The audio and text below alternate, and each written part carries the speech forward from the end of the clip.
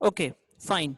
So let's start with the lexical analysis. In previous two classes, we have seen what are the different phases of compiler, and in broad we divide it into two parts. दो parts में divide करते हैं, एक analysis part होता है और एक synthesis part होता है. Then we further subdivide it into sub parts. तो यहाँ पर हमारे पास में जो phases हैं उसमें total 6 phases होते हैं, जिसमें पहला phase है lexical analysis. This is the phase which is the first phase, and it is also known as scanning or lexical analysis phase. Okay, so for that we have to read the stream of the characters making up the source programs. देखिए जो source program high level language में लिखा हुआ है वो sequence of statements होता है. तो स्टेटमेंट वाइज स्टेटमेंट स्कैनिंग की जरूरत होती है, जो कि लेक्सिकल जो एनालिसिस है वो करता है. इसमें जो स्कैनिंग होती है वो left to right, top to bottom होती है. तो यहां पर the lexical analyser reads the stream of characters making up the source programs. तो जो स्ट्रीम ऑफ कैरेक्टर्स होता है उसको हम लेक्सीम्स बोलते हैं. ये मैंने आपको प्रीवियस लेक्चर में बताया भी था. Here the groups the characters into meaningful sequence called lexemes. और ये जो lexemes होते हैं इनको lexical analyzers token form में generate करता है as an outcome. तो जो token form होती है उसमें token का name आता है और attribute value आती है. उस token को क्या value assign है that will be part of that. तो ये जो हमारा sequence होता है it is stored in the symbol table. जो आगे आने वाले जो हमारे phases हैं उनको इसकी requirement होती है. Please write your name on the chat box as well, so I can verify your attendance. Everyone. Okay, fine. Now see, here we have this form of token, token name and attribute value, that it passes on to the subsequent phase syntax analysis. तो ये जो token generates होते हैं ये syntax analysis के through pass होते हैं. It means outcome of lexical analysis phase is becoming an input for the syntax analysis phase. Okay, fine. So in the token, the first component is a token name. जो ये जो आपको form दिया हुआ है इसमें जो पहला component है वो token name है. It is an abstract symbol. ये एक सिंबल एब्स्ट्रैक्ट सिंबल प्रेजेंटेशन है that is used during the syntax analysis. And the second component is the attribute value which points to an entry in the symbol table for this token. तो attribute value उस entry number को बताती है जो कि symbol table में sequence में इसको स्टोर किया जा रहा है. Information from the symbol table entry is needed for semantic analysis. आगे आने वाले जो phases हैं syntax analysis, semantic analysis and at the end code generation, वहां पर इस information की जरूरत पड़ती है जो कि symbol table में एक tabular form में store होता जाता है. तो यहां पर हमने एक example लिया है. For example, suppose a source program contains the assignment statement. अभी मैंने आपको बताया था एक source program it's a sequence of statements होता है. तो अभी जो हम एक एग्जाम्पल को समझ रहे हैं वो एक असाइनमेंट स्टेटमेंट का एग्जाम्पल है जिसको हम अंडरस्टैंड करेंगे. Here we have this position equals to initial plus rate asterisk 60. ये आपको एक एक्सप्रेशन दिया हुआ है, एक असाइनमेंट स्टेटमेंट दिया हुआ है. अब इसमें हमें इसको लेक्सिकल एनालाइजर क्या करेगा, इस स्टेटमेंट्स को जब स्कैन करेगा तो जो सीक्वेंस ऑफ कैरेक्टर्स आएंगे या मैं कह सकता हूं जो लेक्सीम्स आएंगी उसको यूज करके ये वैलिड टोकन जनरेट करेगा. ठीक है, तो यहां पर हो क्या रहा है, the characters in this assignment could be grouped into the following lexemes and mapped into the following tokens passed on the syntax analyser. तो जब ये लेक्सीम की मदद से टोकन्स फॉर्म में जनरेट हो जाएगा उसके बाद ये सिंटैक्स एनालाइजर के थ्रू पास होगा. तो यहां पे कुछ रूल्स भी दिए हुए हैं, एक बार समझने की कोशिश करते हैं. The first one is the position, जो कि हमें लेफ्ट हैंड साइड पे दिख रहा है. It is a lexemes that would be mapped into a token ID, 1. तो आईडी यहाँ पे एक एब्स्ट्रैक्ट सिंबल है, इसको हम आइडेंटिफायर बोलते हैं, और 1 यहाँ पे वो ऑर्डर है जिस ऑर्डर में ये स्टोर हो रहा है सिंबल टेबल में, तो वो सीरियल है. तो सबसे पहले हमने लेफ्ट टू राइट स्कैनिंग शुरू करी, तो पोजीशन हमें जो लेक्सीम मिला है ये हमारा सिंबल है जो कि आइडेंटिफायर है. So position is lexeme that would be mapped into a token ID, 1, where yes.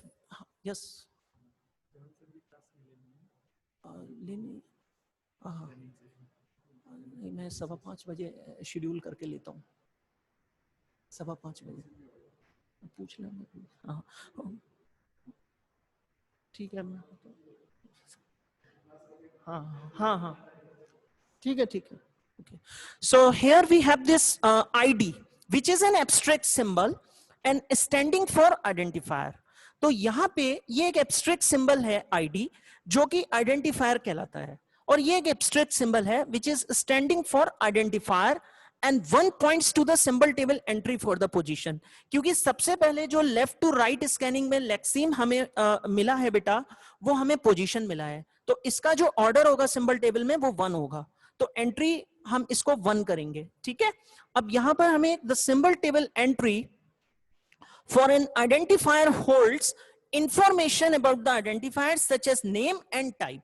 तो आइडेंटिफायर, देखिए एक चीज आप समझ लीजिए, आइडेंटिफायर कोई वेरिएबल भी हो सकता है, कोई फंक्शन का नाम भी हो सकता है, कोई मैक्रो भी हो सकता है। तो identifier you don't confuse with the variable only, क्योंकि वेरिएबल का नाम देने का मतलब होता है कि आपने एक मेमोरी लोकेशन को एक नाम दे दिया है। यहाँ पे आइडेंटिफायर आपका वेरिएबल की तरह काम भी करेगा, हो सकता है एक फंक्शन का नाम भी हो सकता है कोई मैक्रो डेफिनेशन हो तो मैक्रो का नाम भी हो। तो इस तरह से आइडेंटिफायर हमारा रहता है। तो अभी हमने जो यूज किया है टोकन नेम, वो आईडी यूज किया है, और इसका जो सीक्वेंस है सिंबल टेबल में, क्योंकि फर्स्ट पोजीशन सबसे पहले यही लेक्सीम हमें मिली है, तो इसको हमने स्टोर किया सिंबल टेबल में, इसलिए हमने इसको 1 लिख दिया। तो id, 1 where id is the abstract symbol which is identifier. Now and 1 points to the symbol table entry for position. The symbol table entry for an identifier holds information about the identifier such as its name and type. तो symbol table entry for an identifier, ये जो है hold करता है identifier का information, name और type. तो यहां नेम क्या है आपका? पोजीशन। ठीक है, इसका नेम क्या है? पोजीशन, और आपका जो सीक्वेंस है वो 1 है। तो अगर मैं सिंबल टेबल की एंट्री आगे आपको दिखाऊं, 1 मिनट में इसको थोड़ा सा मूविंग फॉरवर्ड, तो यहां पे आप लोग देखोगे, 1 minute, here we have this sequence.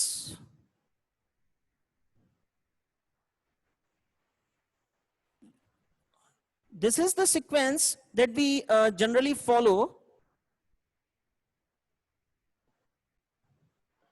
which is having these two, token name as well as this given sequence also.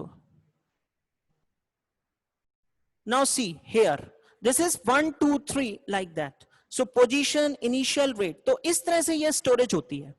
ठीक है, तो देखिए पोजीशन को id, 1 कर दिया। अब असाइनमेंट है, तो असाइनमेंट के लिए कोई वैल्यू देने की जरूरत तो है नहीं, तो इसको हम जो हमारा जो था एट्रीब्यूट वैल्यू, तो उसको हम नल रखते हैं, क्योंकि ये तो एक ऑपरेटर है, असाइनमेंट ऑपरेटर, तो इसको सीधे सीधे जो टोकन जनरेट होगा वो असाइनमेंट ही होगा। ठीक है, तो ये चीज आप लोग ध्यान रखिएगा।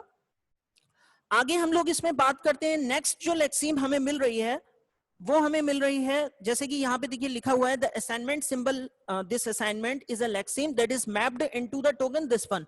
तो यहाँ पे हमें इसकी कोई वैल्यू थोड़ी ना होगी असाइनमेंट की, इट्स सिंपली एन ऑपरेटर, तो इसमें हम उस एट्रीब्यूट वैल्यू को हम कंसीडर नहीं करते।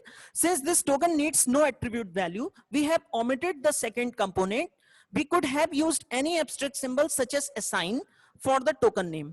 तो हम असाइन भी यूज कर सकते हैं और डायरेक्ट हम इस ऑपरेटर को भी बना सकते हैं, but for notational convenience we have chosen to use the lexeme itself as the name of the abstract symbol. ठीक है, अब नेक्स्ट जो उस स्टेटमेंट को अगर हम देखते हैं, जो वो असाइनमेंट स्टेटमेंट दिया हुआ था, तो नेक्स्ट जो लेक्सीम हमें मिल रहा है which is a sequence of character is initial. Here initial is a lexeme that is mapped into the token id, 2।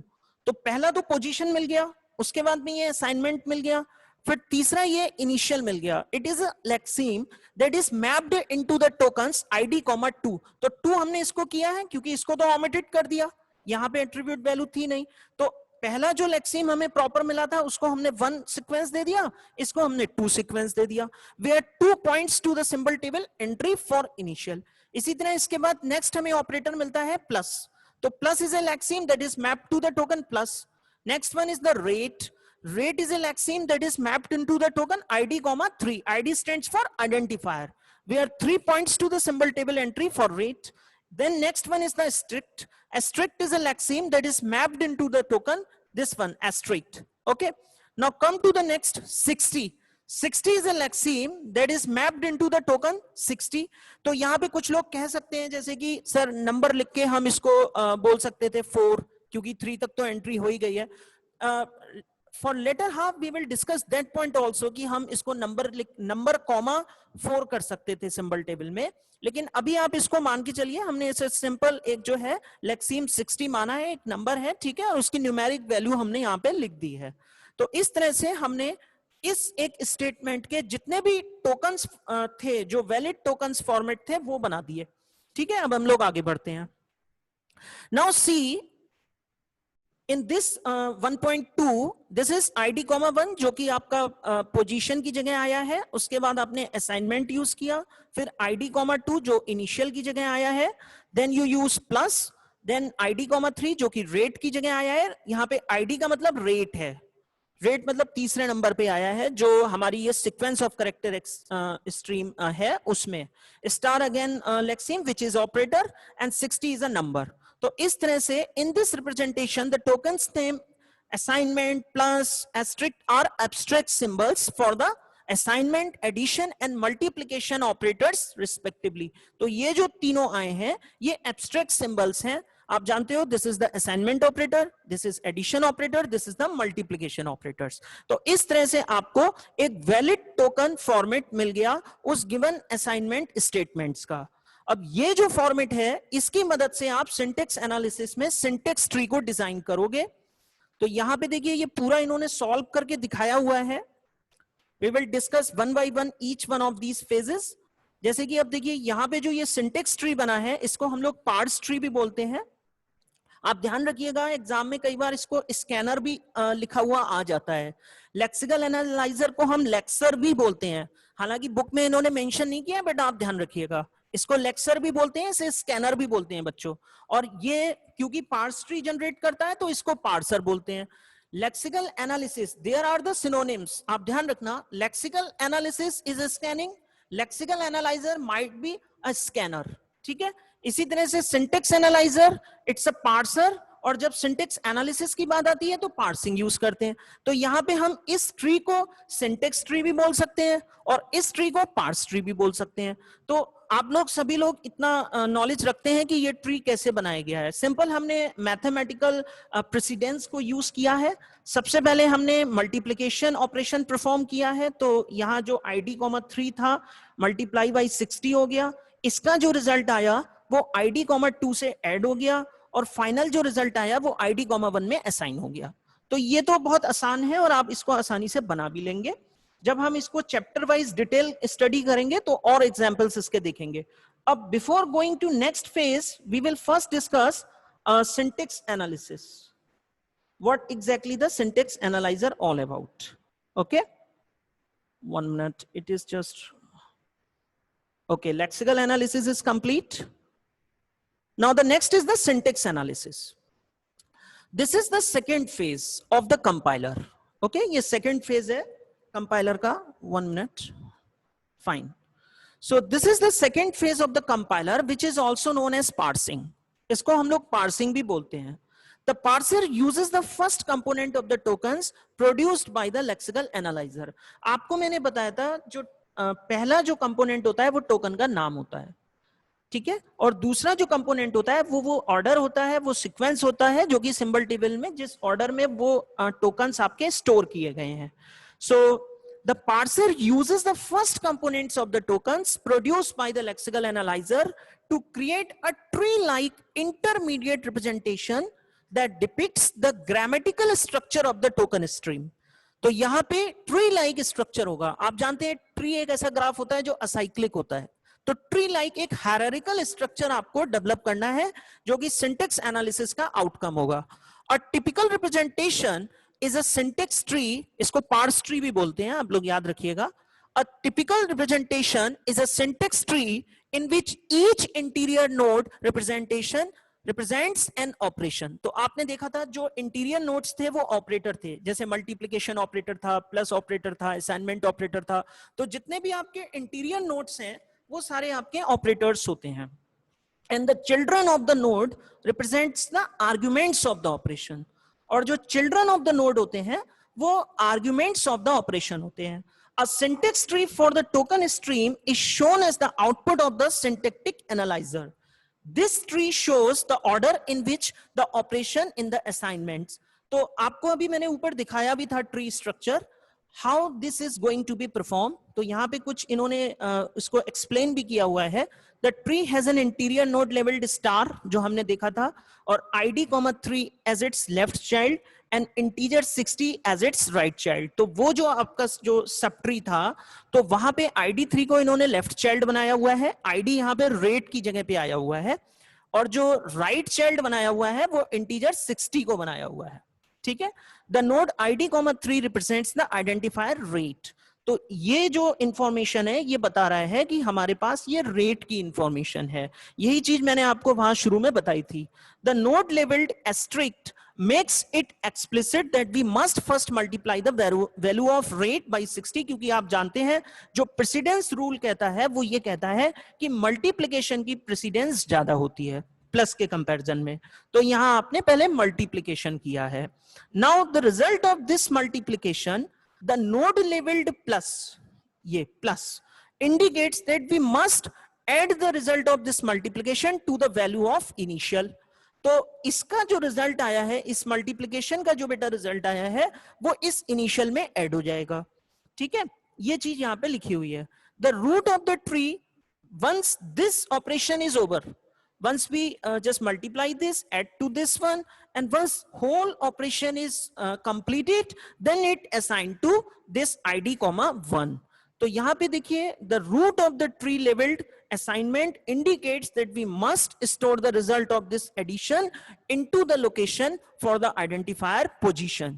This ordering of operations is consistent with the usual conventions of the arithmetic, which tells us that multiplication has higher precedence than addition. तो ये तो आप लोगों को basic classes से भी बताया गया है प्रेसिडेंस और एसोसिएटिविटी के बारे में। तो यहाँ पे तो आप लोग डायरेक्ट बता सकते हो कि एस्ट्रिक्ट जो है उसकी हायर प्रेसिडेंस है, उसके बेसिस पे इस ऑपरेशन को परफॉर्म किया गया है। And hence that multiplication is to be perform before the addition. ये पॉइंट आपका हो गया। तो the subsequent phases of the compiler use the grammatical structure to help analyze the source program and generate the target program। तो इस तरीके से आपका जो ट्री स्ट्रक्चर हमने पीछे देखा था, I am just moving in on that previous page, 1 minute, like this. एक बार हम कंपेयर कर लेते हैं इस स्ट्रक्चर को। तो यहां पे जो हमने देखा था वो अभी जो एक्सप्लेन किया हुआ है वही चीज है। ये रेट के लिए है, ये इनिशियल के लिए है, और ये पोजीशन के लिए है। तो पहले जब आप सिंटेक्स ट्री बनाना शुरू करोगे तो पहले आप देखोगे कि प्रेसिडेंस किस ऑपरेटर की ज्यादा है, उसके बाद आप उसके बीच में ऑपरेशन परफॉर्म करोगे, फिर उसके बाद second one, and at the end you will assign to that result. तो ये जो हम प्रॉब्लम डिस्कस कर रहे हैं, this is for an assignment statement. तो इस तरीके से हम इसको सिंटेक्स ट्री को बना सकते हैं। अब देखिए नेक्स्ट हमारा जो फेज आता है वो सिमेंटिक एनालाइजर आता है। बहुत इंपॉर्टेंट फेज होता है। कल मैंने बताया था जो बच्चे क्लास में प्रेजेंट थे कि सिमेंटिक जो एनालाइजर होता है वो उन चीजों को देखता है जो कि टाइप मिसमैचिंग टाइप की एरर्स होती हैं, या फंक्शन आर्गुमेंट से रिलेटेड जो है उस तरह की एरर्स होती हैं, या कॉम्पेटिबिलिटी ऑफ टाइप से रिलेटेड एरर्स होती हैं, या फिर इस तरीके की एरर्स होती हैं जो किसी नंबर ऑफ ऑपरेंड्स को ही सपोर्ट नहीं कर रही। क्योंकि एक चीज आप ध्यान रखना कि सिमेंटिक एनालाइजर के बाद जो आने वाला फेज है वो इंटरमीडिएट कोड जनरेटर फेज है। तो ये चीज आपको श्योर करनी पड़ेगी कि जितनी भी आपकी लेक्सिकल एरर्स हैं, जितनी भी आपकी सिंटेक्स एरर्स हैं, जितनी भी आपकी सिमेंटिक एरर्स हैं, वो सारी एरर्स आपकी इंटरमीडिएट कोड जनरेटर फेज आने से पहले रिजॉल्व हो जानी चाहिए। तो सिमेंटिक एरर्स अगर कोई आपसे पूछता है तो आप बता सकते हो, एक तो टाइप जो मिसमैच एरर होती है वो सिमेंटिक एरर होती है। Function arguments, number of function arguments pass करते हैं, अगर उसमें कुछ कॉन्फ्लिक्ट प्रोग्राम के अंदर आता है तो वो भी एक सिमेंटिक एरर का ही फॉर्म होता है। इसके अलावा जो टाइप कॉम्पैटिबिलिटी होती है वो भी सिमेंटिक एरर का फॉर्म होती है। अब देखिए इस केस में आप एक चीज देख रहे होगे, आपको एक एडिशनल एक्सप्लिसिटली ये टाइप कन्वर्जन करना पड़ रहा है। आप कहेंगे सर यहाँ पे एक्सप्लिसिटली टाइप कन्वर्जन की जरूरत क्यों है? थोड़ी देर के लिए, हालांकि इस एग्जाम्पल में हम ये मान के चलते हैं कि जो जिन वैल्यू के साथ में हम डील कर रहे हैं वो फ्लोटिंग टाइप वैल्यूज हैं, ये हम एज्यूम कर लेंगे। एग्जाम में भी अगर एग्जाम्पल आता है, you can assume it that we are dealing with the floating point numbers. तो आप अगर मान लीजिए कि अगर मैं फ्लोटिंग पॉइंट नंबर के साथ डीलिंग कर रहा हूं तो रेट की जो वैल्यू होगी वो एक फ्लोटिंग नंबर होगा, जबकि जो राइट हैंड साइड पे जो हमारी वैल्यू है वो 60 है, ये एक इंटीजर वैल्यू है। तो आप देख रहे होगे जो मल्टीप्लीकेशन हो रहा है वो इंटीजर और फ्लोटिंग पॉइंट नंबर में हो रहा है। तो एक बेटर कॉम्पैटिबिलिटी के लिए, जिससे कि किसी तरह का टाइप मिसमैच एरर ना हो, आपने एक्सप्लिसिटली इंटीजर को फ्लोट में कन्वर्ट कर दिया। उसके लिए एक एडिशनल आपको ये ऑपरेटर यूज करना पड़ेगा एक्सप्लिसिटली यू में, क्योंकि आप जानते हैं टाइप कन्वर्जन इंप्लिसिट भी होता है और एक्सप्लिसिट भी होता है by using type cast operator. तो यहां इंट टू फ्लोट कर दिया आपने, इंट टू रियल भी कर सकते थे। तो जैसे ही आपने इंट टू फ्लोट किया तो ये जो 60 था ना, ये 60.0 हो गया। और जो एक कॉम्पैटिबिलिटी इशू हमें लग रहा था कि एक इंटीजर नंबर है और एक फ्लोटिंग पॉइंट नंबर है, वो रिजॉल्व हो गया। Yes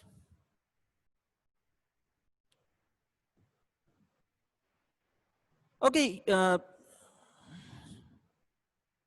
yes Swastik please tell me. Yes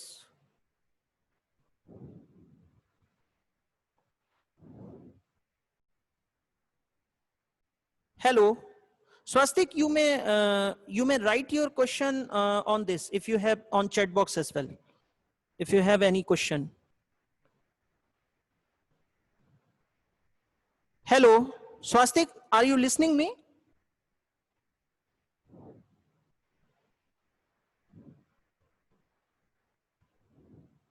hello swastik, Yes, sir. do you have any question? You may write on the chat box as well. Sir, I wrote on the chat box, sir.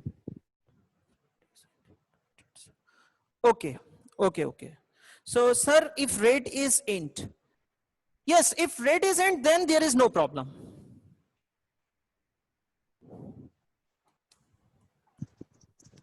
No, sir, but we have transformed 60 into float and then rate is int, then We are only transforming because one of that number is in that in float type.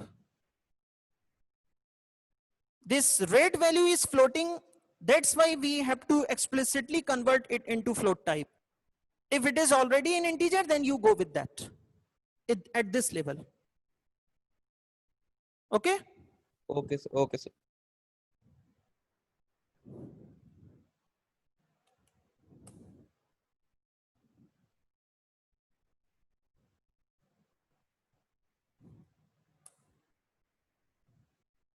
Okay, we move further. Now see, here is an intermediate code generator. अब देखिए बहुत interesting चीज बताने जा रहा हूं आपको, ध्यान से सुनिएगा। देखिए हमारे पास में मशीन डिपेंडेंट ऑप्टिमाइजर्स भी होते हैं और मशीन इंडिपेंडेंट ऑप्टिमाइजर्स भी होते हैं। पहली तो बात यह है कि ये जो सिमेंटिक एनालाइजर है, अब इसका जो ये आउटकम मैंने आपको बताया, यहां पर आपको बस एक चेंज करना पड़ा। जो टाइप मिसमैच आपको लग रहा था कि कॉम्पैटिबिलिटी नहीं हो पा रही है, you just explicitly convert it into floating point.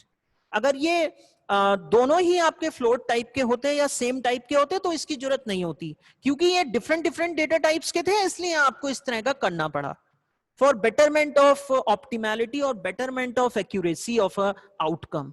ठीक है, अब हम बात करते हैं इंटरमीडिएट कोड जनरेटर की।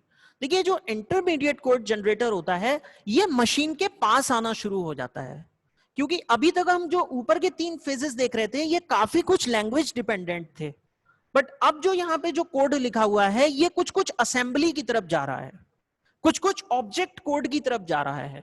आपको जब मैंने लैंग्वेज प्रोसेसर समझाया था तो वहां बताया था कि कंपाइलर से पास होके जब आउटकम आता है तो वो ASM एक्सटेंशन के साथ आता है, वो असेंबली फॉर्मेट में होता है, और जब वो असेंबलर से पास हो जाता है तो वो ऑब्जेक्ट कोड बन जाता है।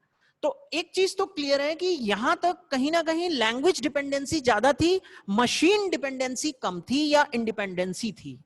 बट अब इंटरमीडिएट कोड जनरेटर फेज जब आएगा तो हम असेंबली कोडिंग की तरफ बढ़ेंगे और ऑब्जेक्ट कोडिंग की तरफ बढ़ेंगे। तो यहाँ पे कुछ रूल्स हैं, इसको इस सारे फेजेस के ऊपर पूरे पूरे चैप्टर्स हैं इस आपके कंपाइलर डिजाइन सिलेबस में, तो वहां हम इसको बहुत डिटेल में स्टडी करेंगे। अभी हम थोड़ा सा समझने की कोशिश करते हैं कि ये जो लिखा गया सेगमेंट है ये कैसे लिखा गया है। मैं आपको बता देता हूं, देखिए यहाँ पे कंपाइलर की ये जिम्मेदारी होती है, जब इंटरमीडिएट कोड जनरेटर लिखा जाता है तो 3 एड्रेस कोड कॉन्सेप्ट को हम यूज करते हैं। यहां पे आप एक चीज देख रहे होंगे कि आपके जो ऑपरेटर्स हैं राइट हैंड साइड पे एटमोस्ट 1 ऑपरेटर है, एस्ट्रिक्ट एक ही ऑपरेटर है, प्लस एक ही ऑपरेटर है, एटमोस्ट एक ऑपरेटर। तो ये रूल है इसका कि आपका जो राइट हैंड साइड होगा उस पे एटमोस्ट एक सिंगल, एटमोस्ट 1 ऑपरेटर होगा। इससे होगा क्या, ये ऑपरेशंस को फिक्स कर देते हैं। अगर एक ही ऑपरेटर है तो पक्का हो गया कि अब यही ऑपरेशन परफॉर्म होगा जिस ऑर्डर में स्टेटमेंट दिया हुआ है। मल्टीपल ऑपरेटर्स यूज नहीं है, यहां पर एक ही ऑपरेटर एटमोस्ट वर्ड यूज कर रहा हूं, तो अधिक से अधिक एक ऑपरेटर या फिर कोई नहीं। तो यहां पे आप देखिए इसने ऑपरेशंस को फिक्स कर दिया कि पहले आप इसको कन्वर्ट करोगे फ्लोट में, उसके बाद आप मल्टीप्लाई करोगे, फिर आप ऐड करोगे, एंड फाइनली रिजल्ट आपका ID1 आइडेंटिफायर जो पोजीशन है आपका उसमें जाके असाइन हो जाएगा। तो एक रूल तो ये समझ में आता है इस सेगमेंट को देख के कि जो आपका ऑपरेटर है राइट हैंड साइड पे वो एटमोस्ट 1 होगा। दूसरा रूल हमें ये समझ में आता है कि जो टेम्परेरी वेरिएबल्स हैं वो कंपाइलर को जनरेट करने पड़ते हैं। तो यहां पे आप देखिए T1, T2, T3 3 temporary variables की जरूरत हमें यहां पे पड़ी है। तो टेम्परेरी वेरिएबल्स भी जो है कंपाइलर को जनरेट करने पड़ेंगे। और एक चीज और समझने वाली है कि हर एक लाइन में, हर एक स्टेटमेंट में जो नंबर ऑफ ऑपरेंड्स हैं वो 3 है। एक्सेप्शन हो गया यहां पहला और लास्ट वाला, 3 से ज्यादा ऑपरेंड्स हमने यहां पे यूज नहीं किए हैं। आप देखिए T2 ID3 T1, T3 ID2 T2, या फिर पहले वाले और अंतिम वाले में 3 से कम है। ऐसा नहीं हुआ कि यहाँ 4-5 ऑपरेंड्स हमें दिख रहे हो, तो ये भी एक उसके रूल्स में आता है। अब देखिए हमने इसको कैसे किया, हमने इस सिमेंटिक का जो आउटकम था उसको यूज में लिया इस इंटरमीडिएट कोड को जनरेट करने में और इन रूल्स के बेसिस पर। तो सबसे पहले जो ऑपरेशन हुआ वो एक्सप्लिसिट टाइपकास्ट ऑपरेशन हुआ। तो int टू फ्लोट हुआ, इसने इस वैल्यू को T1 में असाइन कर दिया which is a temporary value.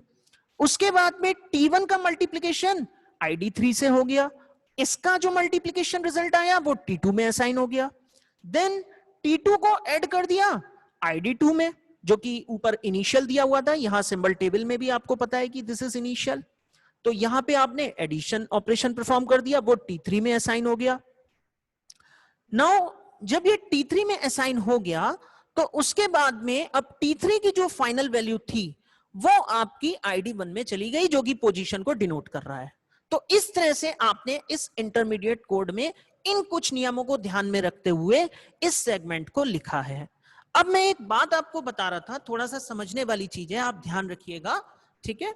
देखिए मैं आपको ये बता रहा था कि जो मशीन कोड होता है आपके ऑप्टिमाइजेशन, क्योंकि नेक्स्ट जो फेज आ रहा है वो कोड ऑप्टिमाइजर का आ रहा है, तो मैं आपको ये थोड़ा सा समझा रहा था कि जो इंटरमीडिएट कोड जनरेटर होता है इसके आगे एक तो आपका मशीन इंडिपेंडेंट कोड ऑप्टिमाइजर लगा होता है, मशीन इंडिपेंडेंट कोड ऑप्टिमाइजर, और एक आपका होता है मशीन डिपेंडेंट कोड ऑप्टिमाइजर। ये 2 टर्म होते हैं, machine independent code optimiser, machine dependent code optimiser. तो मशीन जो इंडिपेंडेंट कोड ऑप्टिमाइजर होता है वो इंटरमीडिएट कोड से अटैच होता है, और जो मशीन डिपेंडेंट होता है वो कोड जनरेशन फेज से अटैच होता है। मशीन इंडिपेंडेंट ऑप्टिमाइजर जो होता है वो आपका जो है वो इंटरमीडिएट कोड को जनरेट करने में मदद करता है, और जो मशीन डिपेंडेंट कोड ऑप्टिमाइजर होता है वो ऑब्जेक्ट कोड को जनरेट करने में मदद करता है। ठीक है। दूसरा, मेमोरी की कॉम्पेटिबिलिटी के हिसाब से अगर हम मशीन इंडिपेंडेंट कोड ऑप्टिमाइजर की बात करेंगे तो वो जो है फिक्स्ड मेमोरी के साथ में काम करता है।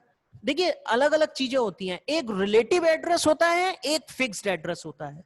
रिलेटिव एड्रेस का मतलब होता है जैसे मान लीजिए 4 मेमोरी ब्लॉक हैं और हमें पहले से 4 पे पहुंचना है, तो लोकेशन के हिसाब से हम पहले वाले के एड्रेस में +4 कर देंगे, तो हम +3 कर देंगे, तो हम 3 ब्लॉक जंप करके 4th पे पहुंच जाएंगे। तो ये जब एक ब्लॉक की लोकेशन किसी दूसरे ब्लॉक की लोकेशन के बेसिस पर डिसाइड की जाती है तो वो तो रिलेटिव एड्रेस होता है। और जब आपको उस ब्लॉक का फिक्स्ड एड्रेस मिलता है, जैसे ब्लॉक 2 का मैं फिक्स्ड एड्रेस बता दूं, उस एड्रेस को बताने में मुझे किसी दूसरे ब्लॉक की मदद नहीं लेनी पड़ी, वो फिक्स्ड एड्रेस होता है। तो जितने भी फिक्स्ड मेमोरी एड्रेस होते हैं या सीपीयू रजिस्टर्स होते हैं उनको machine dependent code optimiser use करता है, जबकि जो मशीन इंडिपेंडेंट कोड ऑप्टिमाइजर्स होते हैं वो इन कॉन्सेप्ट्स को यूज नहीं करते, सीपीयू रजिस्टर्स को और फिक्स्ड मेमोरी कॉन्सेप्ट को यूज नहीं करते। तो ये चीज एडिशनल है, ये आपके नॉलेज के लिए मैंने बता दी, तो इस चीज को आप थोड़ा सा ध्यान रखिएगा। मैंने कल बुक शेयर की है, कल जो पीपीटी करा रहा था वो भी शेयर किया है, तो you may go through that concept as well, और वहां से आपको काफी सारी चीजें समझ में आएंगी। Now we just talk to this, 1 minute. This is very important for you that go through all the concepts that we are discussing in the class. It is very important. अब देखिए यहाँ पे जो इंटरमीडिएट कोड जनरेशन है उसके बारे में यहाँ पे कुछ पॉइंट्स दिए हुए हैं। These are the points. There are several points worth nothing about the 3 address instructions. First, each 3 address assignment instructions has at most one operator on the right side. On the right side, जो मैंने आपको पहले बताया था, each 3 address assignment instruction has at most one operator on the right side. Thus, these instructions fix the order in which operations are to be done. क्योंकि जब एक ही operator आपका होगा, एटमोस्ट वन ऑपरेटर ही हो सकता है, तो फिर कहीं ना कहीं इसने इंस्ट्रक्शंस के लिए फिक्सिंग कर दी ऑर्डर की in which operations are to be done. The multiplication precedes the addition in the source programs. Second, the compiler must generate a temporary name. जो अभी आपको मैं बता रहा था, compiler must generate a temporary name to hold the value computed via 3 address instructions. तो यहां पर आप देखिए T1, T2, T3, ये टेम्परेरी नेम आपने यूज किए हैं हर एक इंस्ट्रक्शंस के रिजल्ट्स को जो कंप्यूट हुआ है उसे होल्ड करने के लिए.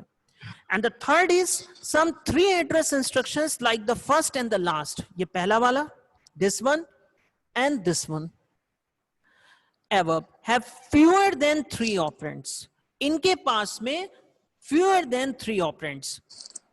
इनको छोड़ के बाकी के पास 3 ऑपरेंड्स हैं, इन दोनों के पास में 2 ऑपरेंड्स हो गया. तो यहां पर आपके पास में इस तरह से इन 3 रूल्स को आपने एक ब्रीफिंग लिया और उस तरह से फिर इस इंटरमीडिएट कोड को आपने लिखा. तो इस तरीके से आज हमने ये एग्जांपल्स किया. कल हम इसमें कोड ऑप्टिमाइजेशन को समझने का प्रयास करेंगे और कोड जनरेशन को समझने का प्रयास करेंगे. थोड़ा सा मैं आपको क्लियर कर देता हूं ऑप्टिमैलिटी के बारे में. देखिए ऑप्टिमैलिटी एक फेवर हमारा एज ए प्रोग्रामर ये करती है कि ये एक तो मेमोरी की इफिशिएंट यूजेस को बनाती है कि मेमोरी इफेक्टिवली यूजेस हो, तो मेमोरी वेस्टेज नहीं हो पाती. और दूसरा ये जो है वो टाइम एग्जीक्यूशन जो है कम लगता है. आप जानते हैं जब अननेसेसरी लाइन ऑफ कोड को आप रिड्यूस कर दोगे तो एक तो मेमोरी की भी आपकी सेव होगा और दूसरा जो टाइम रिक्वायरमेंट है उस लाइन ऑफ कोड को रन कराने का that will be reduce, that will be minimise, तो वो फास्ट होगा. तो ये चीजें हैं जो कि बहुत ज्यादा इंपॉर्टेंट हैं जब हम ऑप्टिमाइजेशन की तरफ बढ़ते हैं। अभी जैसे मैंने आपको एग्जाम्पल भी बताया था कि मशीन डिपेंडेंट कोड ऑप्टिमाइजेशन और मशीन इंडिपेंडेंट कोड ऑप्टिमाइजेशन होता है, तो कहीं ना कहीं हमें मेमोरी के साथ कोरिलेट करना पड़ेगा, क्योंकि हम जानते हैं कि हम मशीन के जितने जितने पास पहुंचते जाएंगे उसमें दो ही चीजें आती हैं, एक तो टाइम और एक स्पेस। टाइम भी हमारा कम लगता है, क्योंकि ये कल भी मैंने बताया था, जितनी भी लो लेवल लैंग्वेज होती हैं वो हाई लेवल लैंग्वेज के कंपेयर में जल्दी रन करती हैं, फास्टर होती हैं, और जितनी भी आपकी हाई लेवल लैंग्वेज होती है वो थोड़ा सा स्लोअर एग्जीक्यूशन में आती है। दूसरी चीज, एक चीज और होती है कि कंपाइलर आपका स्लोअर नहीं होना चाहिए। तो ऑप्टिमाइजेशन करते वक्त आपको यह भी ध्यान रखना पड़ेगा कि जो कंपाइलेशन प्रोसेस है it should not be slower, क्योंकि हमने जब दूसरा लेक्चर देखा था तो उसमें देखा था कि इंटरप्रीटर से ज्यादा बेहतर रिजल्ट्स हमें कंपाइलर से मिल रहे थे with full of accuracy and as far as the execution time is concern. तो जब हम ऑप्टिमाइजेशन की बात करते हैं तो इस चीज का ध्यान रखना होता है कि कंपाइलेशन प्रोसेस स्लो नहीं होना चाहिए, ठीक है, और ओवरऑल जो एग्जीक्यूशन है that should be efficient enough. तो आगे जो हम कोड ऑप्टिमाइजेशन और कोड जनरेशन पढ़ेंगे उसमें हम कोशिश करेंगे कि जो number of line of code, यहाँ आपको 4 लाइंस ऑफ कोड दिख रहे हैं, इसमें से जो जिसके बगैर हमारा काम चल सकता है, जैसे देख के ही हमको लग रहा है कि यहाँ टाइपकास्ट तो हमने कर ही दिया, तो इस लाइन को हटा के डायरेक्ट ही हम मल्टीप्लिकेशन के साथ में ऑपरेशन परफॉर्म कर दें। तो कहीं ना कहीं इस चीज को हमें देखना होगा कि ऐसे कितने यूजलेस वेरिएबल्स हैं या ऐसे कितने हमारे बाउंड्री एनालिसिस हैं जहां पे हमें ज्यादा टाइम लग रहा है और उनकी उस तरह से रिक्वायरमेंट नहीं है। इस कॉन्सेप्ट को करने के लिए एक अलग कॉन्सेप्ट आता है लूप जैमिंग का, जिसमें हम मल्टीपल लूप को एक सिंगल लूप में कन्वर्ट कर देते हैं। तो इस तरीके से ये सारे कॉन्सेप्ट हमारे चलते हैं जब हम ऑप्टिमाइजेशन की बात करते हैं।